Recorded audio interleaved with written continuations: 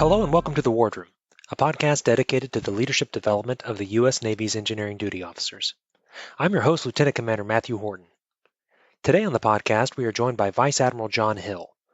Admiral Hill is a native Texan, born and raised on Fort Bliss. His previous flag assignments include Program Executive Officer for Integrated Warfare Systems and Deputy Director of the Missile Defense Agency, and I had the good fortune to witness him assume the mantle as the 11th Director of the Missile Defense Agency in July of 2019. So grab a cup of coffee and join us in the wardroom. Admiral Hill, good to see you again and welcome to the wardroom. Hey, great, Matt. Thanks. Always nice being welcome. So I guess I'll start with good morning, good afternoon, or good evening, depending on where you're at when you're listening to this podcast. I will also confess this is my first podcast, so I really just don't know what I'm doing, but I'll do the best I can. So I know the topic is leadership, and so I'm going to kind of give you my view over the course of the next 10 minutes or so, and then take any questions that you might have. So I'll go ahead and get started with, going way back to, your early part in life, right? It's really interesting when you come into the Navy, there's an assumption that you need to be taught how to lead. My view has always been that we're all leaders, and you were a leader the day you popped out into the maternity ward. And what I mean by that is you had an influence on your parents back then. You may not have realized that, but I remember getting leadership advice when I was in second grade, the time that I was able to pick the folks on my kickball team. I remember getting advice, coming up as a Cub Scout. I got advice coming through high school. My band director was really big on leadership traits. And so we all have a different brew pot of leadership advice that we've either taken on or we've written down as something to not do just by observing other leadership styles. And so my first point to you is that leadership is really something that evolves. Because you as a human being are evolving all the time. And the thing to remember, and I think a lot of people forget, is that leadership also changes in the people that you're leading. So they're evolving as you go. And then the most important thing, of course, is the environment in which you operate, which is constantly changing. So that's going to have an effect on your leadership style and your leadership approaches. So you're evolving as a leader, your team's evolving, and the situations are constantly changing. Let me shift gears a little bit to something that we talk about all the time within the engineering community. I think I've heard this since I was a lieutenant, which was, who are we, right? So you'll hear everything from we're technical leaders to we're business integrators, during the time when everyone's getting pushed to get a master's in business administration, technical leaders and business integrators. And then everyone always ends a sentence with, well, you're a naval officer first. Well, I believe that to be true. We should never forget our roots as naval officers, particularly those, on the active duty side. We're all wearing warfare pins. We've gone through master's degrees in technical areas. So the technical leaders and the naval officer thing all makes sense to me. But when you really think about it, you are a human being. You're a human being living within a community. And so one of the points I want to make with you is the relationships are absolutely critical throughout your life, whether you're at home or if you're in the office, driving in your car. Relationships are important. And you need to get comfortable building relationships at all levels within the organization. And we don't talk about that very often. In fact, I had a conversation with my daughter the other night. She was struggling with a relationship within our own family. And the recommendation I made to her is the same recommendation my wife made to me. Honey, you need to listen more. There was such great power in listening. Someone said once that we have two ears and one mouth for a reason. We should be listening more than we talk. So I told my daughter, I said, you should listen. The second thing you should do is think of questions you would ask that would not make your point, but the question that would extend that conversation. And then the third thing to do, throw in a compliment. And she was kind of surprised by that, right? Because typically we can get into a tough conversation or you have a conflict going on. We get focused in on winning. And winning the conversation isn't the point. You're really trying to build a relationship, whether it's a positive one, a challenging relationship, a caustic relationship. You want to turn that around because that's what you need to do as a leader in any organization. So I think you should listen, ask questions to extend the conversation, and then drop a compliment. Now let me switch on over to mentoring. So mentoring has been institutionalized not only in the engineering community, but within the Navy. So I know many of you probably think of mentoring as a requirement, something you have to do. You get a list of names of people you're supposed to call once a year, whatever the periodicity is. We count the numbers. We talk about the percentages of people mentored. And you have to ask yourself, how effective is that? I would turn that around a little bit for you and view mentoring as an opportunity. back to the core principle of building relationships, not just at the singular level, but also at the team level.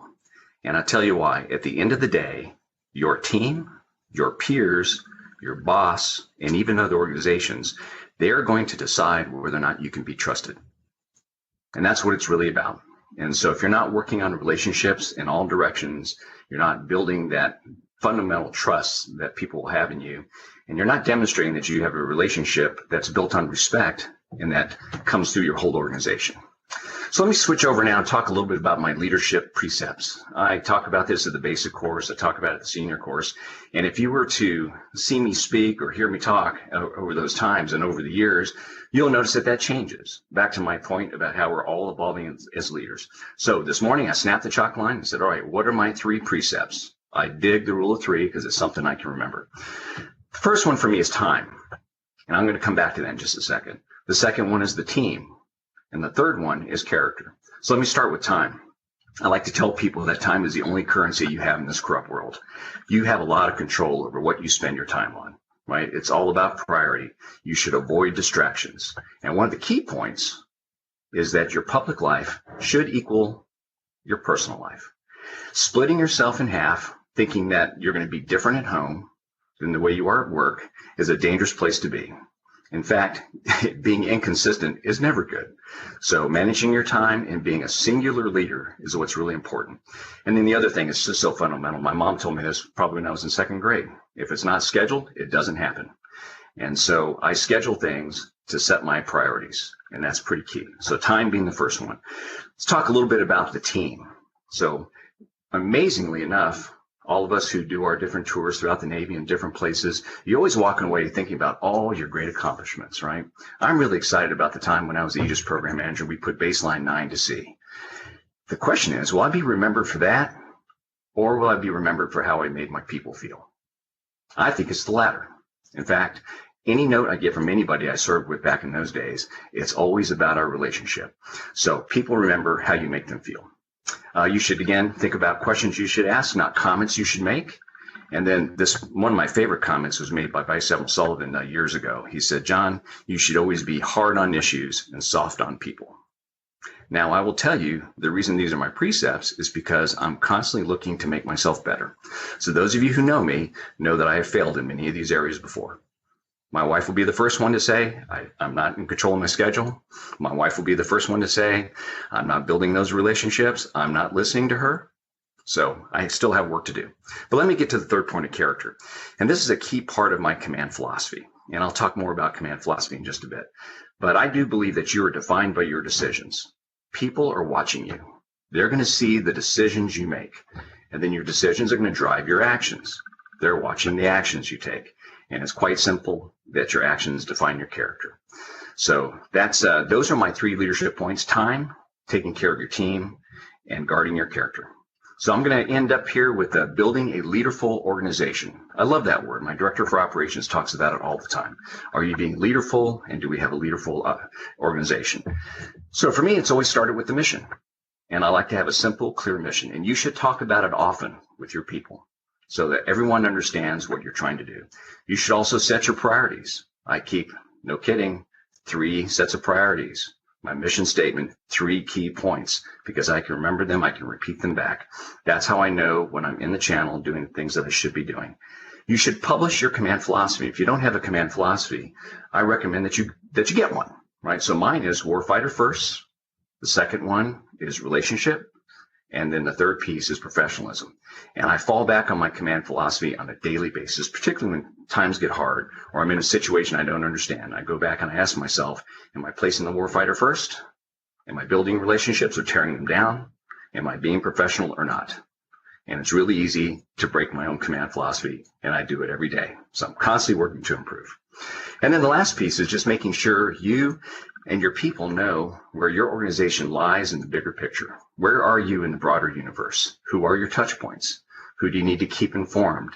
And a lot of people tell me, well, it must be easy for you. You're a flag officer. Well, let me tell you, I have at least 2 bosses, maybe more. And so the complexity just increases.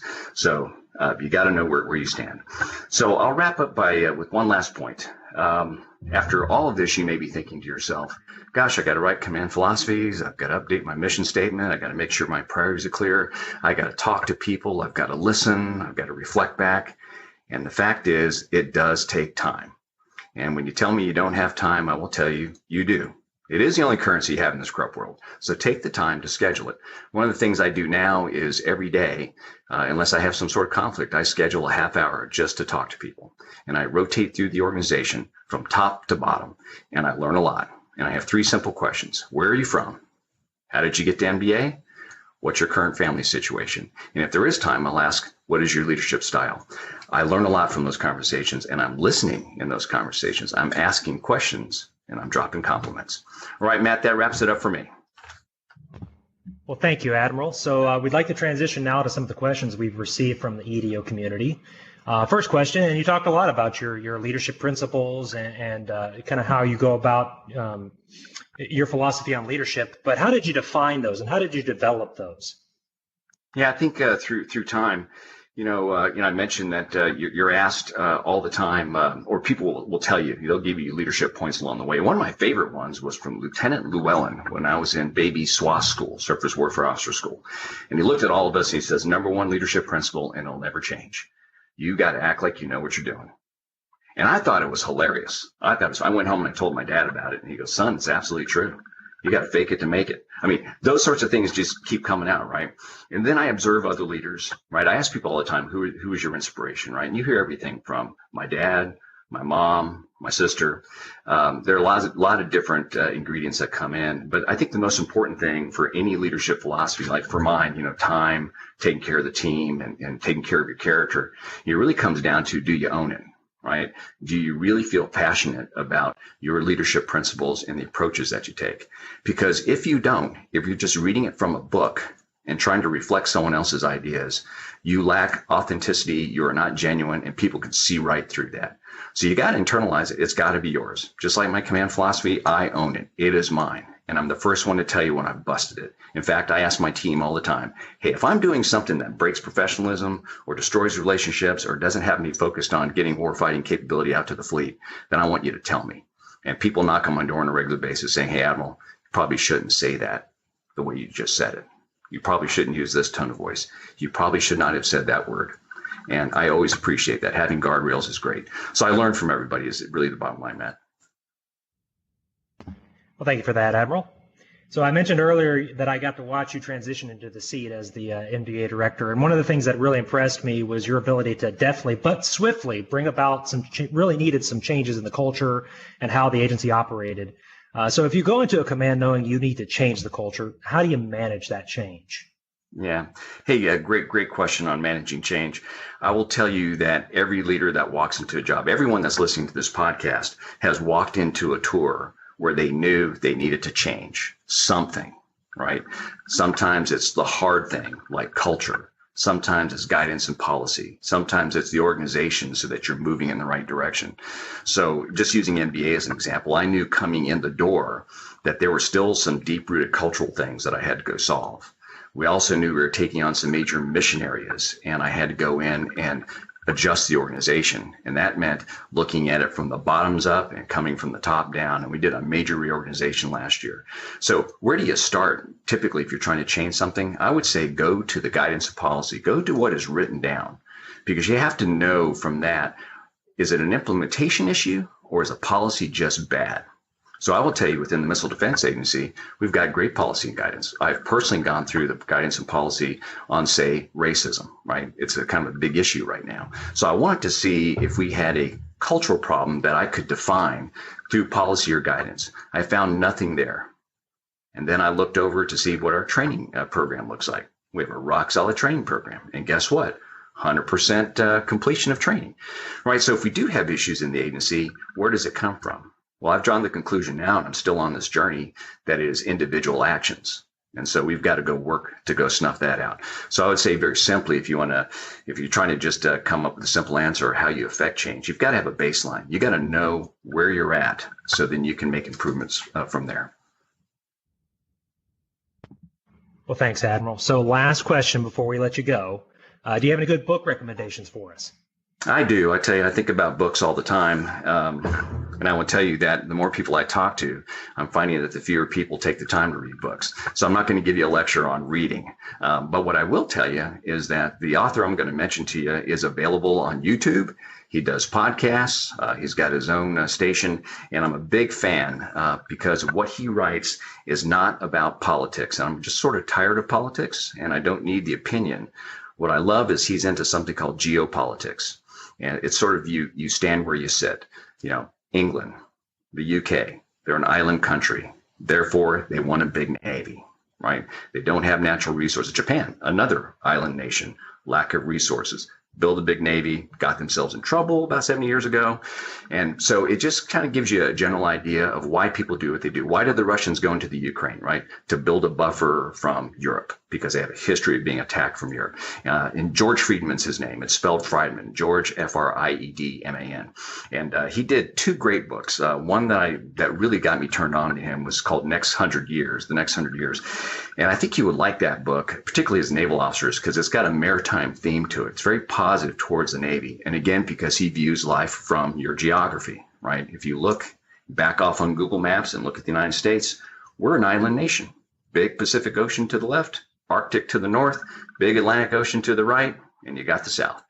And so a pretty fascinating book about the future. And he is a forecaster based on decisions that are made based on your geography and the makeup of your country.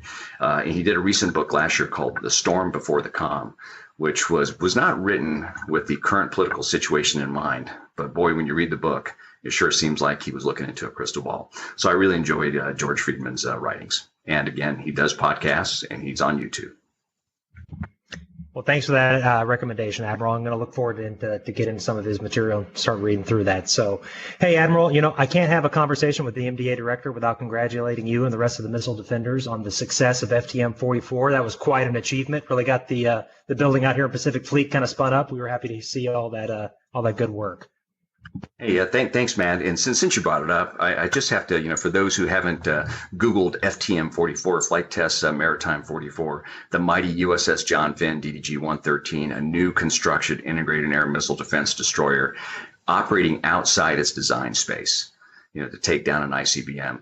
We did that through some very tough restrictions based on the current pandemic, got it done, and great target operations, great range operations, lots of support from the Army, lots of support from the Navy, and from the general public. It was a congressionally directed test just to show that we had that capability. So we're really proud of the team and what they accomplished. And I can't tell you how proud I am of USS John Finn.